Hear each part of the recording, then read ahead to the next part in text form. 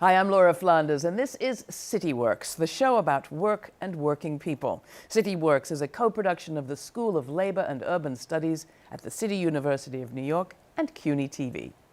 Healthcare has been and continues to be a defining issue of our time, and a major issue in the presidential election campaign. That's because different people get different health care in New York City and the country at large, resulting in stark discrepancies and differences in lifespans between economic groups. And so there is a reason why phrases such as universal health care, national health care, Medicare for all and more resonate as they do this election season. On today's program, we're going to be talking to two nurses, leaders from the New York State Nurses Association, and find out what frontline nurses are saying about the future of healthcare in our country. Judy Sheridan Gonzalez is the president of NYSNA. Is that how you pronounce it? Yes. NYSNA. She's also an ER nurse at Montefiore Medical Center in the Bronx. Pat Kane is executive director of NYSNA. She's worked in the operating room at Staten Island University Hospital, Northwell Health, for more than 2 decades. So both of you, thank you so much for coming in. You're nurses and you head up an important organization, so you're busy. The most important thing I think I want our audience and me to learn in this conversation is what you're up against. Like, what are you seeing in the hospitals? So can we just start there? We sometimes talk about healthcare without remembering we're talking about people. Pat, do you want to begin? Actually, this flu season is the first time we've seen at the hospital I work at that we actually have what we call hallway patients. So, I mean, the emergency room always has patients in the hallway, right? But this is a situation where patients are admitted, and they're admitted to the floor, but they're actually not admitted to a room. But you're an operating room nurse. Don't tell me they're operating in the hallway. No, we haven't gotten yet to that point. What are you seeing? Well, I work in an emergency room, so it's a very busy emergency room. I also happen to work in the county with the worst health indices in the entire state. We have huge asthma population, very often related to the pollution in the community as well. But the emergency rooms are overwhelmed. Our emergency room is one of the busiest in the nation, and we could have 30, 40, 50 patients waiting for a bed upstairs. And as Pat said, we were the pioneer in hallway patients.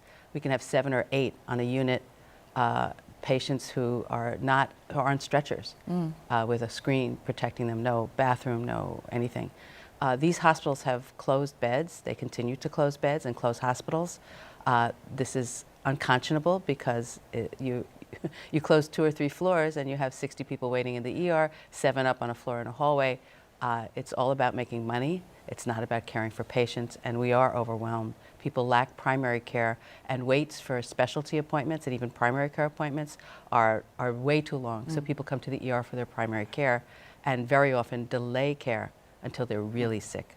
So typical nurses, you've talked about the impact on patients, but what about the impact on you and your colleagues in the union and not in the union? Well, we're exhausted, we're overwhelmed because of the frustrations that our patients face, and because of the lack of care for mental illness. There's a lot of violence. We're the recipients of the frustrations, the anger, the psychoses that people suffer.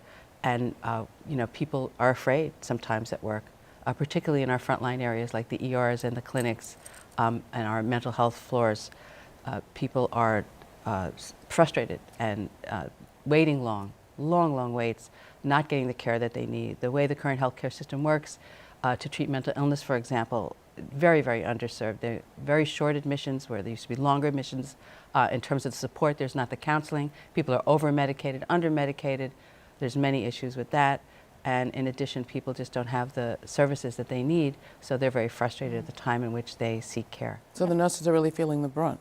And I think it's hard for us to retain nurses. You know, a lot of nurses get out of school, and our education is great. It's a great science, and some would say an art as well. It's really a holistic view of taking care of a person, and they get out into a facility and they're just overwhelmed with the number of patients that they are expected to provide care for at the same time. And we have a standard, right, that we are ethically obligated to practice by. And especially for new nurses, that can be really devastating, and a lot of them leave, so after they've made a great investment. That they can't give the care they know they are supposed to be giving, or they want to give? Yeah, they get exasperated, and it almost feels like a moral dilemma, you know, that, and it's very stressful to feel that way, to feel like you're not doing everything you should have done, or even just second guessing, did I give the right medications to these patients?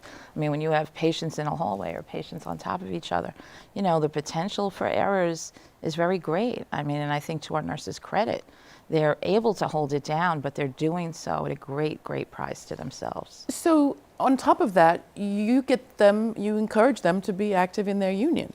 Do they have time and energy for that? It takes a lot. You know, you say, ask somebody to do something, you get a busy person. Yeah. So a lot of our activists are doing other things around social justice and other areas that we're also concerned with. But the issues in the facilities themselves, particularly in direct care with direct care providers, has to do with understaffing, a lack of resources, a lack of training, and now we have this additional burden with the electronic medical record. Many people complain that nurses, physicians, other providers are constantly on computers or phones instead of touching them. Yeah. That's moved us away from the gift that we give to people, which has to do with human interaction. So that's the flip side of what we've heard some politicians talk about: digital records. Have your records be able to follow you. It sounds good in principle, but It's about billing. 90% of what we do has to do with billing. They've laid off a lot of clerical staff that used to do the billing, and that instead of us documenting care, we're really documenting things that we do, and so that the patients can get billed. A lot of checklists, and I think our documentation has actually, at least on the nursing end, has deteriorated because of that. So to go back to the union thing, on top of all of that you've just described, you do have nurses in the union. How many do you have? Why do they join? And what do you offer them that makes it worth their while? I think we're up to 43,000 just Yeah. about now. Yeah. We just organized about a year ago Albany Medical Center, which was a really big deal, 2,000 nurses. And that hospital has been tried to be organized before. So we do represent the nurses in the public sector that work for health and hospitals. And with the implementation of the Janus decision, what we found is we actually gained some members, because once the hospital started to have to give us better records, we actually went to folks who weren't members, and they were like, I don't know why I wasn't a member. I want to be a member. So the Supreme Court decision barring automatic membership, In the public sector. has actually Didn't hurt benefited us. you? Didn't hurt us at all. No, More it people didn't. joined the union. Because you had to work harder? Not so far. I think because they believe, I think what people join a union about, or what they get most from a union, is having a voice in the work we do, demanding respect for what we do, being treated like human beings. There's a real incredible visual when you see the picture of Martin Luther King in Memphis before he died. What were they carrying? There were signs that said, I am a man. You know, people want to be treated like human beings, and the union provides a tool for them to utilize to be treated with respect, not only as professionals, but as human beings who deserve to be respected by virtue of being human and working. All right, we're going to hear much more from Pat Kane and Judy Sheridan-Gonzalez from NYSNA, that's the New York State Nurses Association. After this, we're going to talk about what safe staffing might actually look like and why it's so important in negotiations. You're watching CityWorks. The CUNY School of Labor and Urban Studies is the 25th and newest school under the CUNY umbrella. Dedicated to public service and social justice, the CUNY School of Labor and Urban Studies offers undergraduate and graduate degrees in the areas of labor studies and urban studies, and certificate programs in labor relations, public administration and public policy, healthcare policy and administration, and community leadership. We pride ourselves on being an institution that brings together activists and academics. Find out more at slu.cuny.edu. Welcome back to CityWorks. I'm Laura Flanders here with two leaders from New York State Nurses Association about the future of healthcare. Let's get to that question of safe staffing ratios. There have been a bunch of union struggles in the last few years here in the New York City area and statewide, and people may have heard this term, safe staffing. They've also heard ratios. This all sounds very, again, abstracted from humans. If you can just tell me what a safe staffing ratio might be and why it's worth fighting so hard for. Judy. Well, there's so much data that proves that the number of patients that you take care of and it's common sense, allow you to give better care. You know, classrooms have limits, how many patients it's safe to, how many students it's safe to take care of. Daycare centers have limits. How many kids per caregiver there should be. In healthcare, it's the same thing. It depends on the level of illness, or acuity we call it, of a patient. In an intensive care unit, 1 or 2 patients. In a medical surgical unit, 4, maybe 5 patients. In step down and other kinds of areas, fewer, 3, and so forth. So how many would you have in the ER? You work in an ER. I've taken care of 15 patients or more at a time. It's pretty Is that dangerous. safe? Not safe at all, and it's definitely something that we struggled around in our last negotiations throughout 2019, trying to get better numbers in our contracts. But you know, the gold standard is getting it into the law, because there are many nurses that are not unionized in New York State, and patients in a hospital that is not unionized also deserve the best care. If we have it legislated, then the hospital is bound to provide enough staff to take care of patients so that they can get the care and the attention that they need. I'm hoping that ratios are a little smaller in the operating room. Yes, they haven't really found a way to have me take care of more than 1 patient at a time in the operating room. But this still has been an issue that is so hard to win. And in 2019, you didn't quite get it. You got something else having to do with kind of consultation rights or workplace. You mean in the contracts? Yeah, in the contracts. Why aren't those other options sufficient? I really think we need a baseline.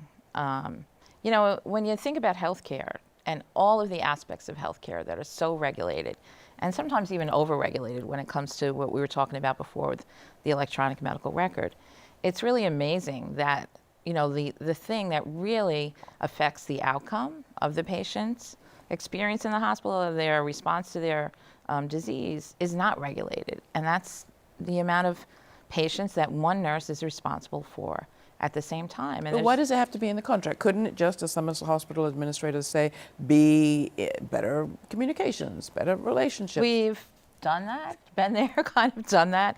I mean, we've been doing that for a long time. We've had safe staffing committees in our contracts forever and ever. And very often, you know, the excuses are the same. You know, we couldn't find anyone to cover.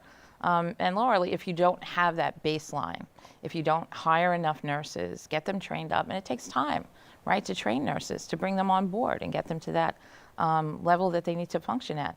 If you don't have the staff available, if you don't have that baseline, then you can't deal with, you know, epidemics, with just even the normal day-to-day, how patients' condition fluctuates throughout a shift even.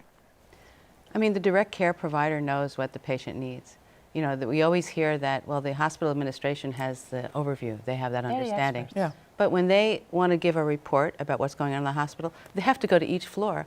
They don't say, here, I'm going to tell you what's going on. They say to you, what's going on? Right. What do you have? What do you need? But when you say what you need, you don't get what you need. I'm assuming their pushback is, well, how can we regulate something that shifts? We don't always know how many people we're going to need. We wouldn't want nurses to be refusing to serve people. That's why we talk about minimums. This is a baseline. The people who go to the hospital now are very sick.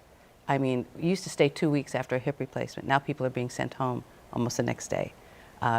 Breast surgery, you know, all these kinds of things. People are going home. People are in same-day centers. People who are in the hospital are sick.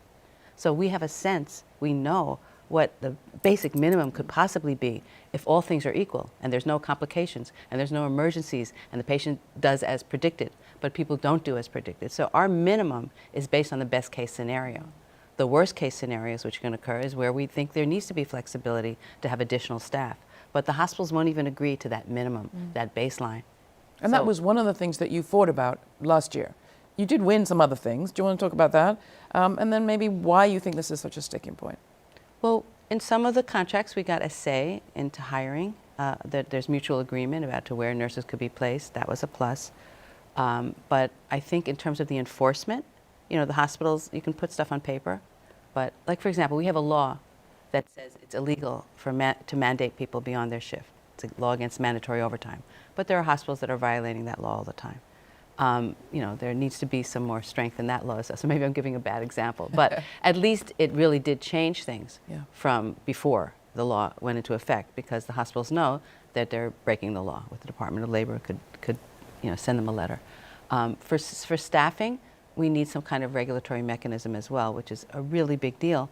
because then the hospitals would be forced to try to adhere to that, or the nurses would have tools that would enable them to fight it. We can do it in our unionized facilities, and we can talk about enforcing the language in the contract, but it really depends on the power of the nurses to be able to do that and their willingness to make that fight. I just wanted to add something. In some of our contracts, we did get ratios this time around, though. I know in the Alliance, they had a different, they kind of put it through money as the problem, right? They said, we'll give you X number of dollars. But actually, in some of our contracts and in health and hospitals, we did settle an agreement that actually does give them ratios. Now, there's a period of time for them to work to that ideal ratio, but that also has to do with recruitment and really some of the other enhancements they put in their contract to actually attract nurses. But we were able, I think the Alliance really kind of set a pattern. And after that, some of our facilities, we were actually able to get ratios in our contract. And there were one or two where we actually already did have them. So. Yeah, we find also, again, you can have something in writing, but we find in our facilities where our patients are poorer, in our communities of color, in our areas where you have people who are chronically disadvantaged, the ratios are worse, in spite of what you have in the contract, because the hospitals say they don't get good insurance mix, but the patients should not be treated badly because of that, or treated worse. So in the hospitals that have plenty of endowments, plenty of money, or what they call a good insurance mix, the staffing is better. What the heck does a good insurance mix mean? Private insurance. In my hospital, I think our Medicaid, Medicare mix is 82, 85%. There are other facilities that exist that Mount Sinai, New York Presbyterian, that have a very different payer mix, is how they describe it, which is why we also feel very strongly about Medicare for all. I was going to say, so this brings us to Medicare for all, because as long as we are looking at supporting our hospitals, constituency by constituency, district by district, and our communities, our society is more segregated than it's been in decades, we can't have a health care that is equal for everybody.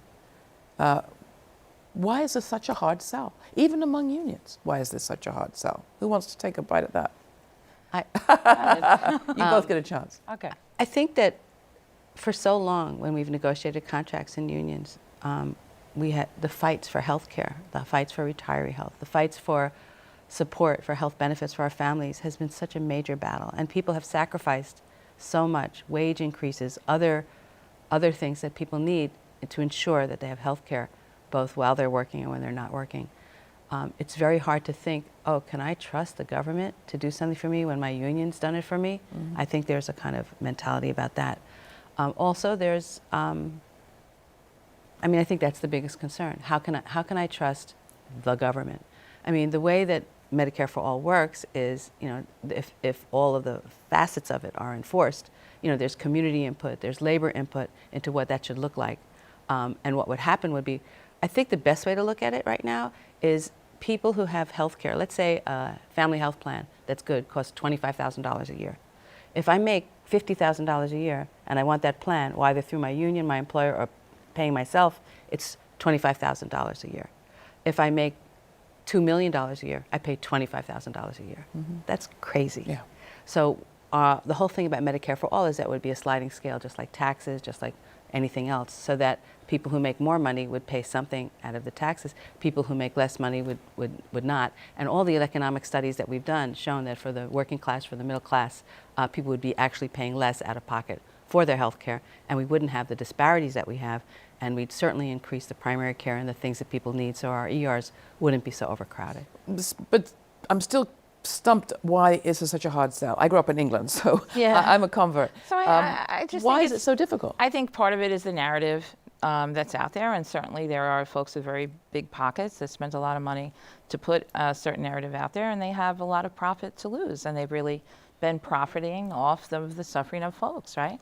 If we have very good health coverage negotiated by our union, but if I got sick and I was out of work for 3 months, I would lose that health care. Yeah. So that insurance company gets to walk away with all that profit. I think when it comes to unions, because unions have negotiated such good health care, there's this fear of, I have really good health care, I don't want to lose anything, kind of like what Judy is saying. And I think part of what's been missing in the conversation is to really recognize labor's role, that labor has, for many years, basically ran these benefit funds and healthcare plans for their members. So maybe when we have these discussions, if labor was at the center of it and we looked at it like, hey, you know, labor really needs to be not just at the table, but really kind of be overseeing this whole process, I think that would really work, because labor has a lot of experience doing this to begin with. Well, Labor also has a lot of experience creating a we or an us out of a diverse group of people.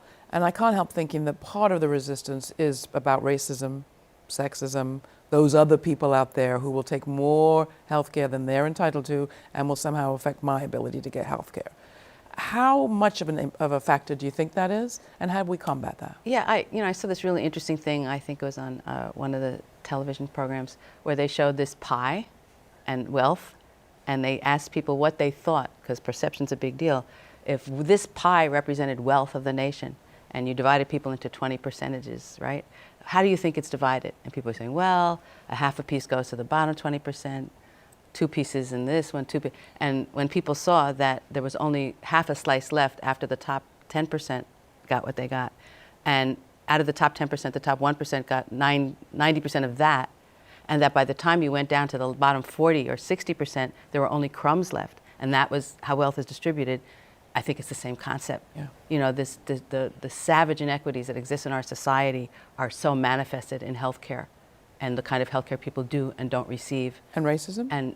And absolutely racism, because race is so much tied to class And the xenophobia. history of this country, and the xenophobia and the anti-immigrant sentiment and all the kinds of things that people feel threatened by when basically most people in this country were immigrants. Because you have just described a situation of a certain amount of scarcity. There's not enough treatment, there's not enough people, there's not enough resources. It's no surprise that people feel there's scarcity. I want to hang on to what's mine, not share, not change, not give to people that might not be deserving. I think the thing to understand is that the scarcity is because of the broken system, right? If we did have a more equitable system, and if we did have a single payer system, we wouldn't have a lot of those scarcities, even when it comes to medications, when it comes to staffing, and the other things that we talk about. And that, I think, is also part of when people talk about, oh, people are going to lose jobs if we go into this kind of system. There are going to be jobs in different, I think jobs are going to be different, right? Instead of being at a job where you're really trying to deny people care every day, you're going to actually be in a job where you're trying to help people get better, which is, you know, might be nice. And I'm not even just talking about direct care. I'm talking about a lot of other things that would be needed and would be better utilized. I mean, if you look at what's going on in New York right now, I think it's really evident that we can't go through this every budget cycle with looking at Medicaid and looking at a deficit.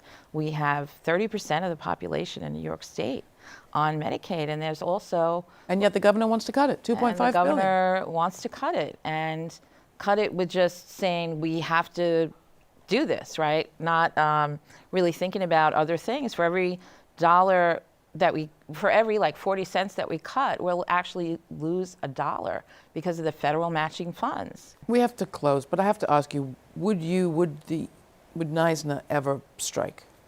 We've had strikes. There was a unit that went on strike in New Jersey.